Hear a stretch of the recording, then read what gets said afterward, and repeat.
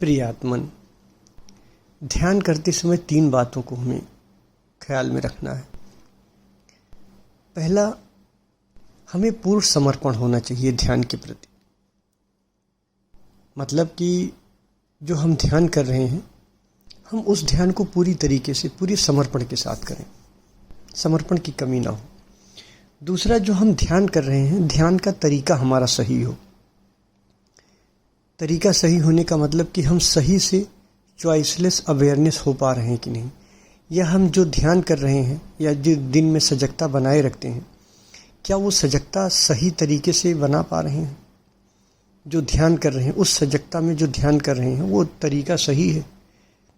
Choiceless awareness सही से कर पा रहे हैं? होशपूर्वक देख पा रहे हैं चीज़ों को बिना जुड़े? और तीसरा, पर्याप्त समय। क्या ध्यान में हम पर्याप्त समय दे पा रहे हैं? अगर ये तीनों आप कर सकते हो, तीनों सही तरीके से कर रहे हो, तभी आपके नंबर बढ़ेंगे और तभी आपका जो होश का सुई है, जिसे हम एवरेज कॉन्शियसनेस कहते हैं, वो ऊपर की तरफ जाएगी।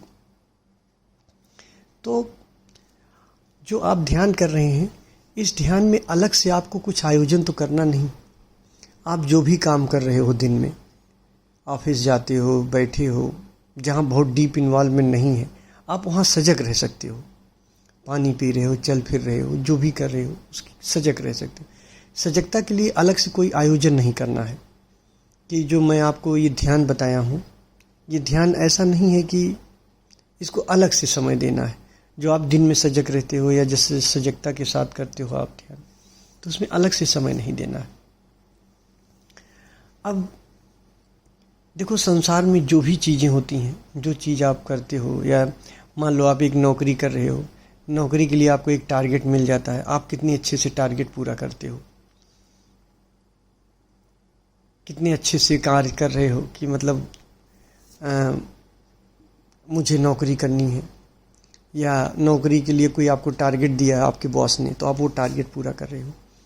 तो उससे क्या होगा? आपको कुछ पैसे मिलेंगे, आपका जीवन सही से चलेगा, यही तो ना। तो जो आपका ध्यान है, जिससे आपका जन्म जन्मांतर सुधर जाएगा, आवागमन से मुक्त हो जाएंगे, सदा सदा परमात्मा के जगत में निवास कर जाएंगे, सदा सदा बैकुंठ में रहने लगेंगे। उस काम के लिए आप कुछ सीरियस ही नहीं होते हो, तो आपको उससे सीरियस होना है। मतलब उसके प्रति बहुत लाइटली नहीं लेना है, बहुत गहराई से इसको आपको ध्यान उतरना है।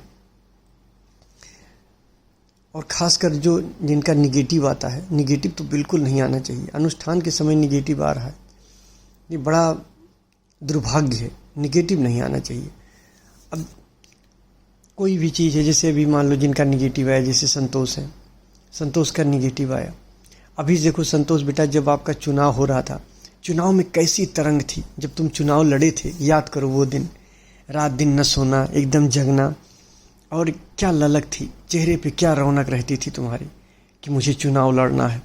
और चुनाव में जैसे जैसे प्रचार करते थे, जहाँ जाते थे, सोचो वो दिन याद करो। तो समझ लो 23 तारीख को आपका चुनाव है, 23 सितंबर को आपका रिजल्ट आने वाला है, 23 सितंबर को आपका अनुष्ठान पूर्ण होने वाला है। 23 सितंबर समझ लो आपका चुनाव का दिन है। आप ऐसे प्रयास करो, उसी तरीके से समग्रता से करो, क्योंकि जीवन में कभी भी ऐसा दिन नहीं आएगा जब आप पूरी तरह से, आप इवन की मौत भी जब आने वाली होती है, तब भी ऐसा समय नहीं होगा कि आप सोचोगे कि अब ध्यान करने का फुर्सत है। भगवान बुद्ध ने इसीलिए तो बच्चों को दीक्षा देना शुरू कर दिया, क्योंकि जीवन में कभी ऐसा समय ही नहीं आता कि जब हम ऐसा हो जाए कि अब हम निवृत्त हो गए सारे कार्य से, अब हम ध्यान कर सकते हैं। ये समय नहीं आता है। अभी अपने बच्चों की चिंता है, कल बच्चों की चिंता होगी, फिर और किसी की चिंता हो। चिंताएं कभी ख़त्म नहीं होती। इसी में ही आपको सजग रहना है।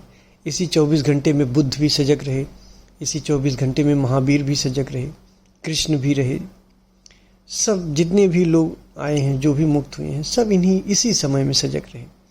तो ज़्यादा से ज़्यादा आप कोशिश करो सजगता बनाने की। अब जेपी मिश्रा जी हैं, इनको ये थोड़ा सा रह गए हैं, लेकिन अब इनको अगर देखा जाए तो ये जो इनकी सजगता है भाई, 6 घंटे की सजगता तो इन्हें ऐसे ही अपने आप प्रसाद रूप में अब मिल गई है, 6-7 घंटे की। क्योंकि जहाँ पहुँच गए हैं जिस अवस्था में, वहाँ सपोर्ट बहुत मिलने लगता है। तो सपोर्ट तो आपको मिल रहा, पर आप क्या कर रहे हो? एक कदम जो थोड़ा सा बचा है उसको चलो आप, तो कोशिश करो आगे बढ़ने की, चलने की इसमें। और जो निगेटिव वाले हैं, जिनका निगेटिव आता है, तो वो तो बिल्कुल अक्षम्य है। अगर इस तरह से जो निगेटिव आएंगे, जिनका भी निगेटिव आएगा एवरेज कॉन्शियसनेस, उन्हें जस्टिफाई करना पड़ेगा कि क्यों आया है, हमसे बात करें। अगर आपको लगता है कि आप नहीं समझ पाए हो, या समर्पण पूरा नहीं हो पाया, या समझ नहीं पाए, या ध्यान आप सही से नहीं कर पा रहे हो, तो आप हमसे बात करो। सबसे ज़्यादा जहाँ तक मैं देखता हूँ आपकी कमी रहती है कि समय न दे पाना। तो समय अलग से नहीं है, जो आप काम कर रहे हो उसी में आप जगना चाहो। थोड़ा सा आपका काम हल्का सा शुरुआत में लगेगा कि थोड़ा धीमा हो जाता है, बट वो ख़त्म नहीं होता है, वो कार्य रहता है। जितने ललक से आप ललक इतनी रहती, नौकरियों के लिए आप जाते हो, करते हो, कुछ पैसे मिल जाते हैं। जहाँ परम आनंद है, जहाँ परम परमात्मा है, जहाँ अपना घर है, वहाँ के लिए आप लोग कुछ नहीं करते हो, तो करो। मैं चाहता हूँ कि ये जो 3-4 महीने का ये जो समय है, एक हैबिट बन जाए आपकी। जब हैबिट बन जाएगी तो ये कार्य करता रहेगा आपके लिए। अगर यही हैबिट नहीं बनी तो फिर आप एक लंबे समय के लिए चूक जाओगे। तो इसलिए इसको करना है, आपको सही से करना है। और आने वाले 2-4 दिनों में हम भाव ध्यान और निर्भाव ध्यान कराएंगे। उसका समय हम बता देंगे कब कराना है। 2-4 दिन में कराते हैं, तो फिर हम आगे जैसा भी होगा हम आपको बता देंगे। धन्यवाद।